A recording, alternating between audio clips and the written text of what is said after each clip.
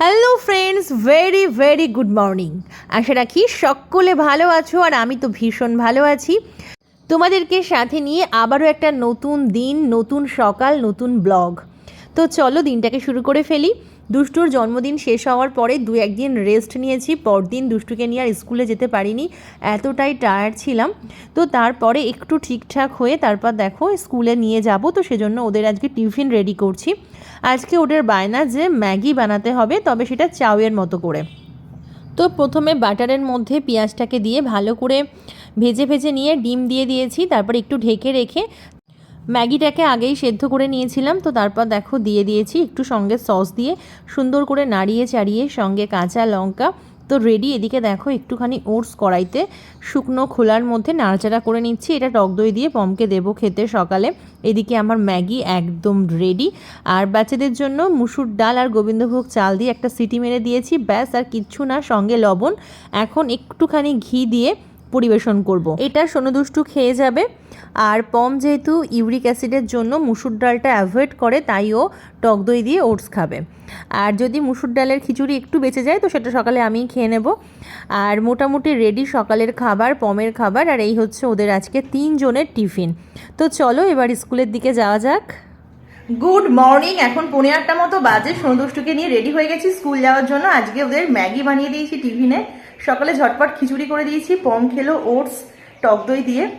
আর এই যে চলো এক্ষুনি গাড়ি এসে যাবে, তারপর ফিরে এসে কি রান্নাবান্না করি কি করি তারপর তোমাদের সাথে শেয়ার করব। তো চলো। এইদিকে টাকা গুড মর্নিং বল। Good morning.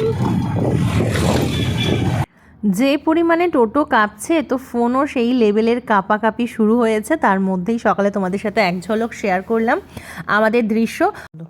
আগে তো শুধু আমরাই যেতাম, এখন আমার সাথে আমার এক বান্ধবী আর ওর ছেলেকে নিয়ে যাই, তো সুবিধা হয়। মোটামুটি আমার বাড়ির কাছেই বাড়ি, খুব একটা প্রবলেম হয় না। তো এই যে দেখো এখন হচ্ছে রাত 12টার সময় আমার শাশুড়ি মা পুজো করছে, জন্মাষ্টমীর পুজো। তো উনি ওনার মতো করেই করেন। আর যেহেতু এবার জন্মাষ্টমী 2 দিন ছিল, তো উনি সেকেন্ড দিন রাত্রেবেলায় করেছে।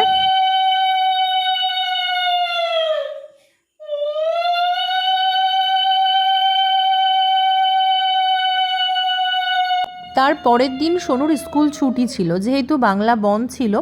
তো সেজন্য সোনু বলল যে আমি রাত্রে একটু পুজোর সময় থাকবো। তো আমরা ঠিক আছে থাকো।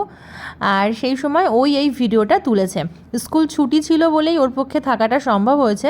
স্কুল থাকলে তো এত রাত অবধি জাগা সম্ভবই হতো না, যেহেতু ওর ঠাম্মি পুজো করেছে রাত 12টার পরে শুরু করেছে। তো পুজো শেষ হতে হতে তো মোটামুটি অনেকটাই রাত হয়ে গেছিলো। তো যেহেতু ও ছিল, তো ওই জন্য এই ভিডিওটা ওই করে। এত রাতে ও কষ্ট করে জেগে ভিডিওটা তুলেছে। তো কিছু ক্লিপিং যদি তোমাদের সাথে শেয়ার না করি তাহলে কিন্তু ঠিক হবে না, তাই না?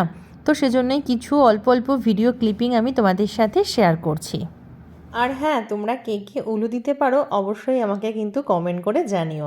আর আমি দিতে পারি কি না তোমাদের সেটা পরে জানাবো।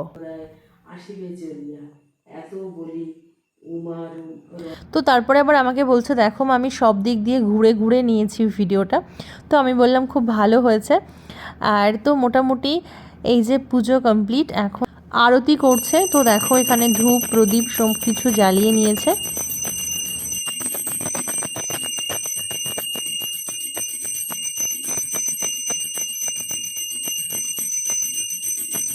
আমাদের বড় মা প্রথমে এই পুজোটা করতো, তারপরে আস্তে আস্তে সবাই করে।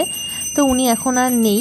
আর এই দেখো পরদিন সকালে এখানে প্রসাদ রেডি করছে। তো সবার বাড়িতে বাড়িতে গিয়ে প্রসাদ একেবারে দিয়ে আসা হয়।